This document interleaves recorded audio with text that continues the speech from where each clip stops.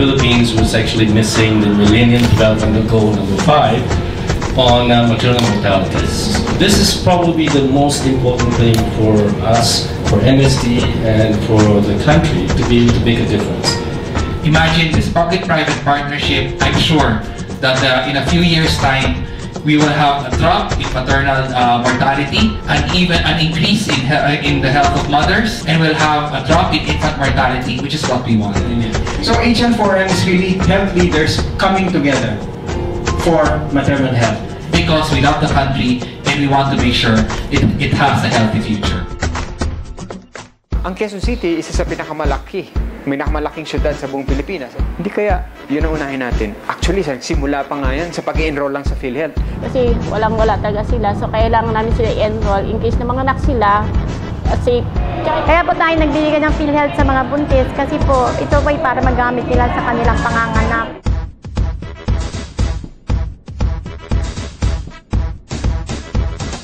Kaya in-encourage din namin sila wag na mga anak sa bahay. Dapat sa ospital na para safe sila pag nanganak.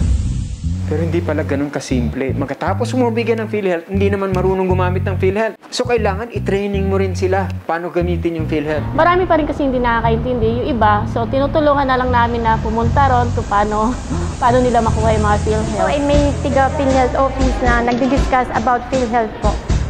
Iba nasa hospital na. So kami pa rin ang tinatawagan.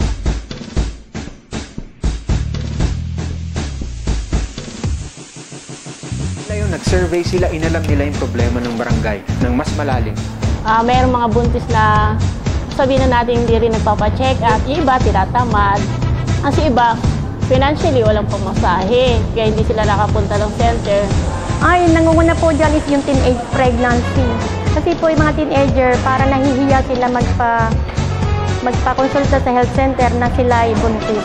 At syempre, hindi pa nila alam kung paano pangalagaan ang kanilang tiyan, paano pangalagaan ang kanilang sarili bilang isang buntis.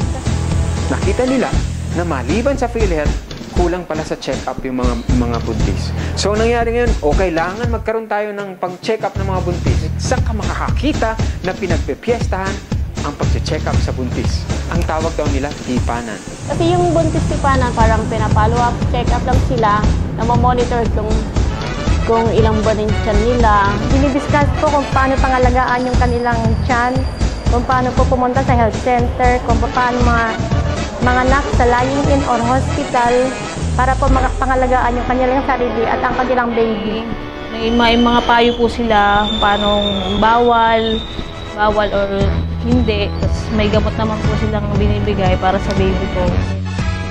This project is actually part of a class called Public Health Initiative. So, a class that helps students come up with projects and little ideas that could help improve health. This project is for it's about teenage pregnancy, and we're targeting the teenagers or teenage pregnant mothers in Pansol.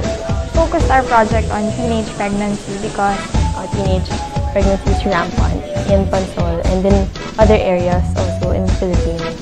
So we proposed a multitude of projects that is centered on a concept which will serve as a launching pad so that all of these other projects can come into fruition. Since they are teenagers, a concept will help them be more engaged in the idea of participating. Really, it's all about engaging these mothers to come and participate and learn more about being pregnant, learn more about childcare, making things interesting for them, creating a welcoming environment that they can relate to, that speaks to them.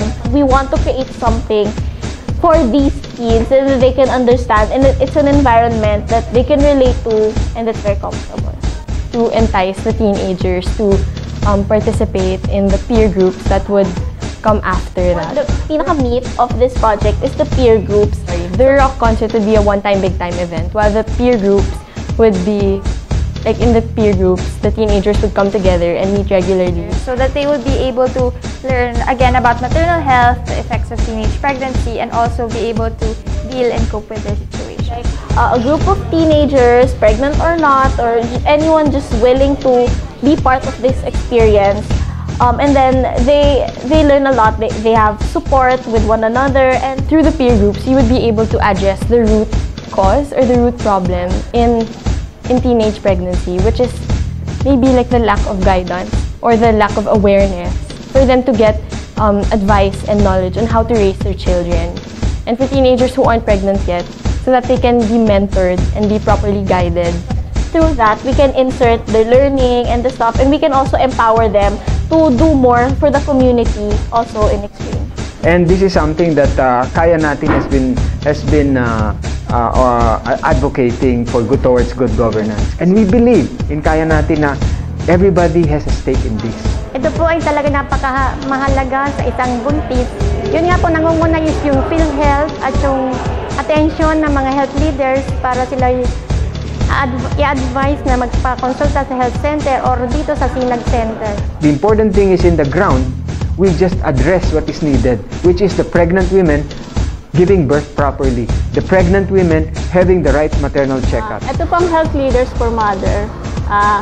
Sa programa po ng Sinag, sa tulong po ng MSD, itutuloy po namin ang programa para po sa kalusugan ng mga nanay na buntis at para sa panganganak din nila, para safe po sila kasama ng kanyang baby.